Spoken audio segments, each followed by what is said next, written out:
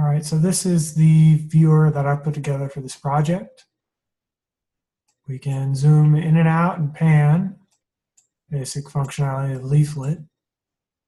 We can use the zoom controls. We can click on different layers, see what they are. Like there's a trailhead for a hiking trail. This is a trail bridge.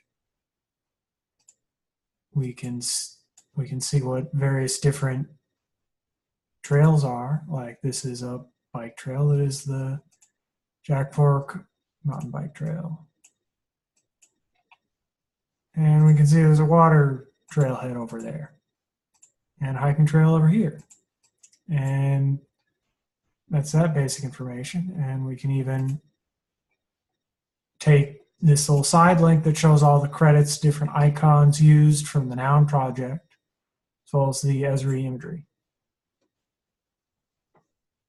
And beyond this, there's also the functionality where the map will actually force the user back in, or rubber banding the user back into the extent of the park, preventing them from panning over into the next state by accident. So we also have these controls here on the left. And one of these controls is the locate control. If we click on it, it'll zoom to our current location. I have this location spoofed through a Firefox plugin. And if this location isn't entirely accurate for my location right now, it'll actually tell me. So if I turn off the location guard, it'll tell me that I seem to be located outside the park, which I am. And then we also have this home extend button that brings you out to full extent of the park. Then there is the layers control. So it has a comments layer. So I can click on that and see that various comments that are left, like this has a rating of 5 and I had a good time here. That was their comment. There's also this control here that shows off a little bit of some marketing text about the park and information about it, and you can click on the link and you'll get to the marketing site for Pinnacle Mountain State Park.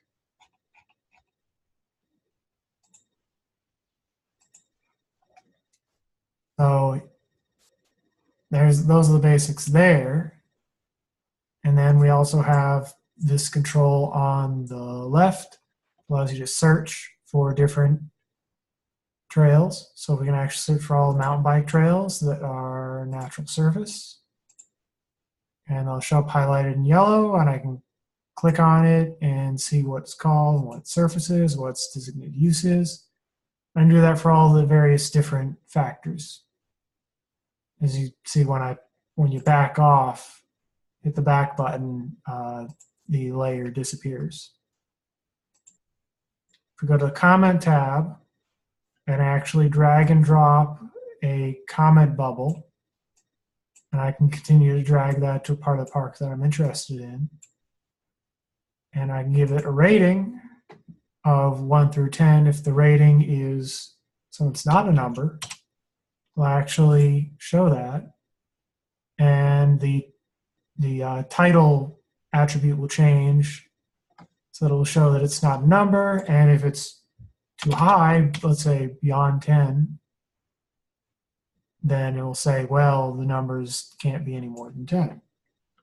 So I'm going to say rating of 8. I am going to say that horse trails were nice.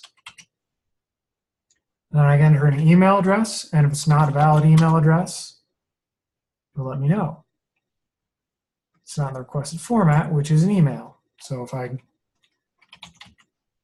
caser@example.com. And then I can enter in a phone number, which has to be formatted as a phone number. You can see that's not right, but if I go, you can see now it's valid. And then I can select my preferred method of contact. Let's say it's email, and then I can submit it. And it says that it's been received by the Department of Parks and Tourism. I can back off. The point no longer shows up, and I can actually refresh the page. If I turn on the comments layer, I can see my comment is here. You know, rating of 8 saying the horse trails were nice. And that's the basic factors there. It's also mobile responsive. And it acts pretty much the same kind of way.